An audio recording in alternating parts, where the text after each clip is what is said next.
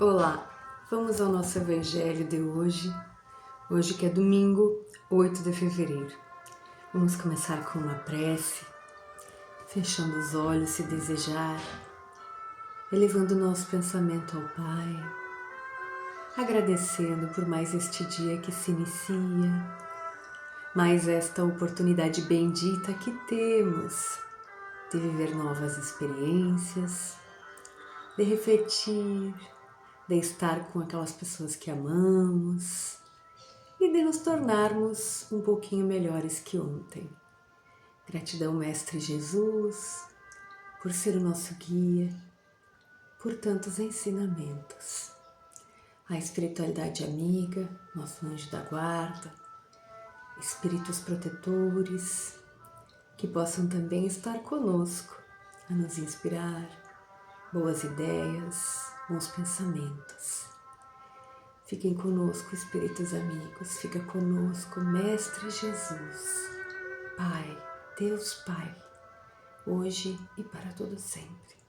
Que assim seja. Então vamos ao nosso Evangelho segundo o Espiritismo. Vamos ver um pequeno estudo, uma pequena reflexão para hoje. Vamos ver o que nos vem. E nos veio aqui capítulo 13, que a sua mão esquerda não saiba o que faz a sua mão direita. Um espírito protetor em Lyon, 1861. Então está dentro da instrução dos espíritos, né? E o tema, o grande tema, a beneficência. A beneficência. Vamos lá então. Item 15 do capítulo 13. Que vai dizer assim, vou baixar um pouquinho a nossa Ave Maria, baixei demais. Vai dizer assim: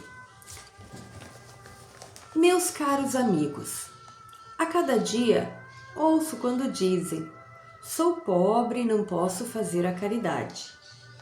E todos os dias vejo muitos não perdoarem seus semelhantes. Além de não perdoarem nada, ainda se colocam como juízes severos.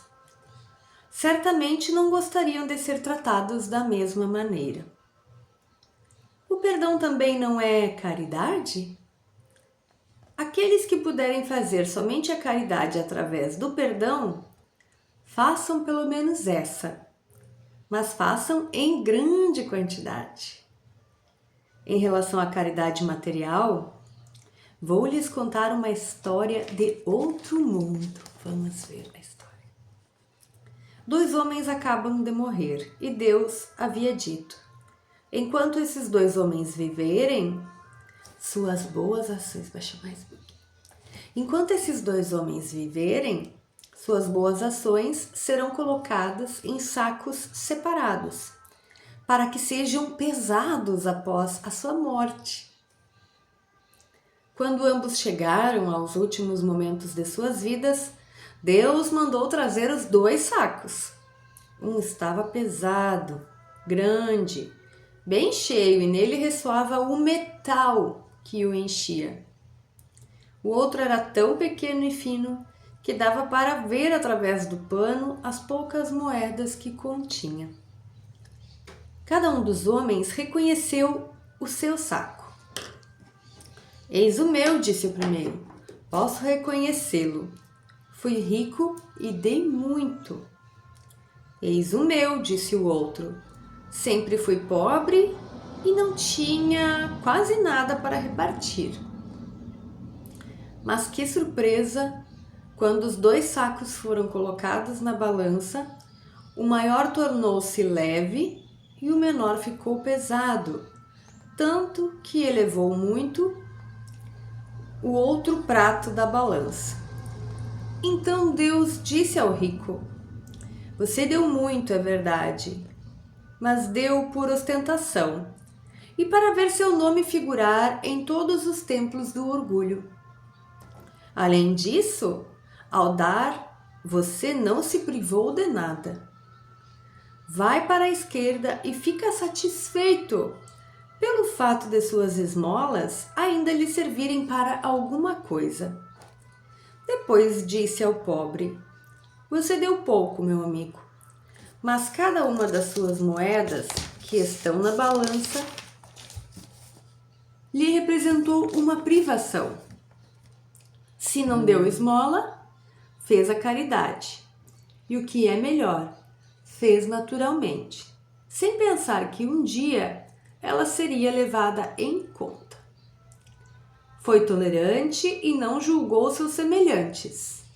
Pelo contrário, encontrou desculpa para todas as más ações que eles cometeram. Passa à direita e vai receber a sua recompensa. Muito bem, e aqui termina a nossa reflexão. Muito bonita, não é mesmo?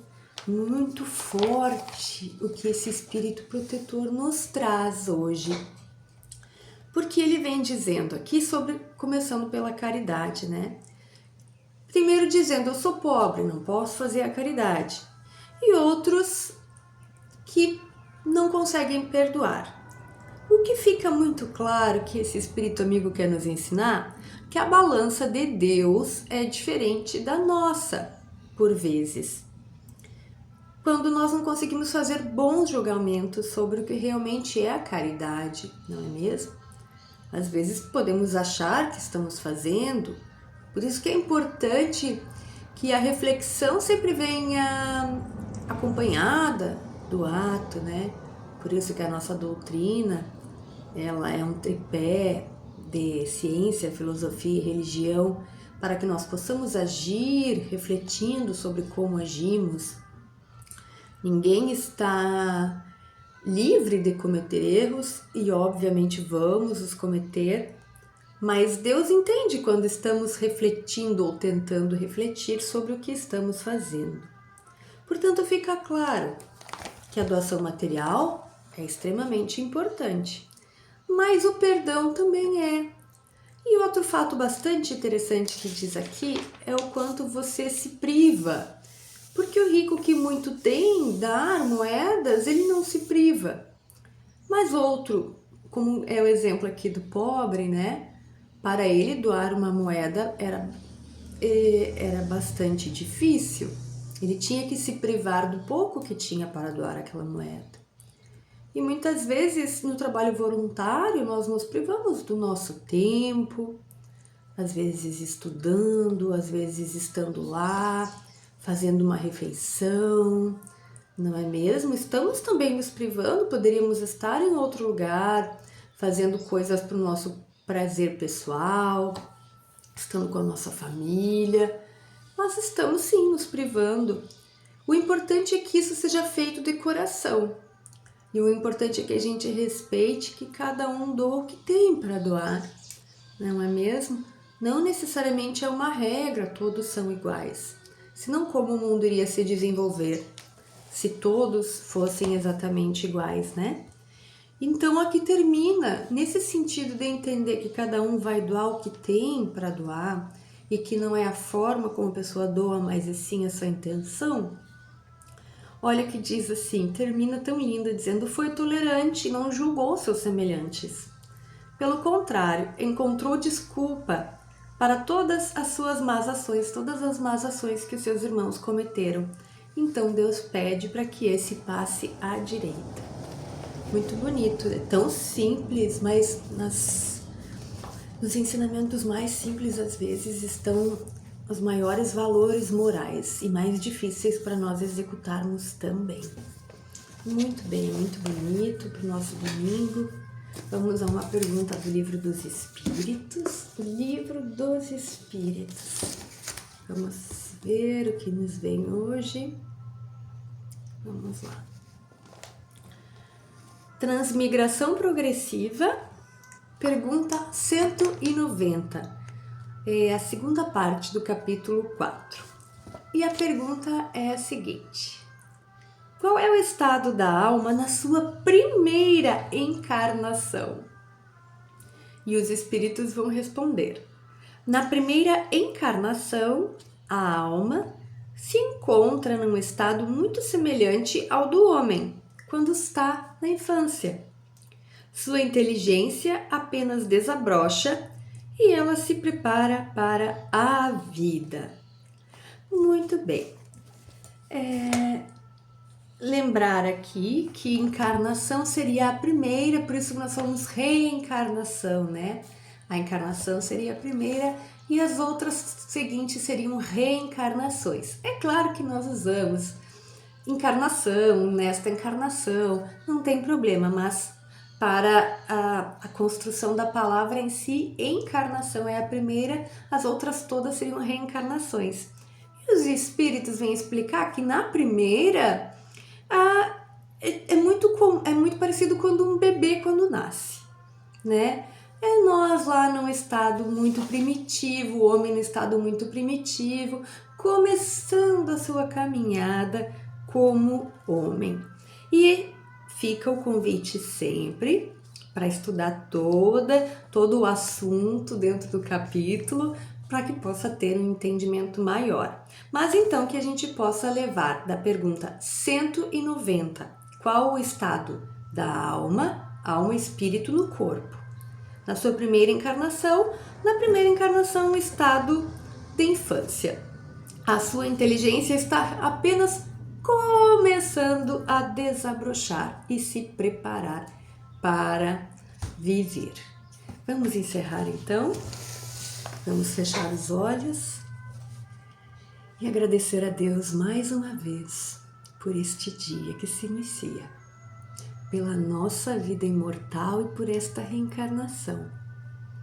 Agradecer pela nossa saúde, agradecer pelo nosso lar, pela nossa família, pelos nossos trabalhos, por tudo que temos recebido.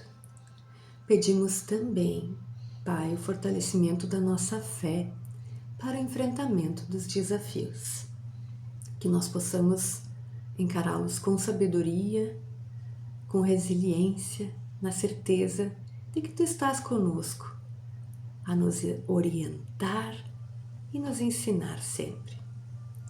Fiquem conosco, espíritos amigos, hoje e para todo sempre. Que assim seja. Tchau, tchau.